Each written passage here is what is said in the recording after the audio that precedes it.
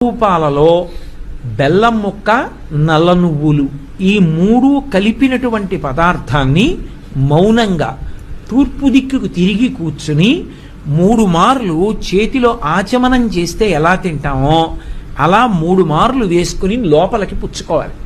3 మార్లే. ఎందుచేత అంటే నల్ల నువ్వులు, బెల్లం, ఆవు పాలు కలిసినటువంటి పదార్థాన్ని 3 మాటలు పుచ్చుకుంటే వచ్చే పుట్టినరోజు లోపల ఏదైనా గండకాలం ఉంటే తొలగిపోతుంది అని. కాబట్టి ఈ 3 పదార్థములు కలిసినటువంటి దాన్ని చేతిలో వేసుకుని 3 మార్లు పుచ్చుకోవాలి.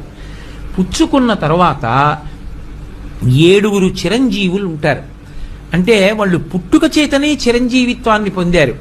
ఇంకా కొంతమంది చిరంజీవిత్వాన్ని సాధించుకున్న వాళ్ళు ఉన్నారు. సాధించుకున్న వాళ్ళు కాదు, పుట్టుకతో చిరంజీవులైన వాళ్ళు. అశ్వత్థామ, బలి, వ్యాసుడు, అశ్వత్థామ, బలి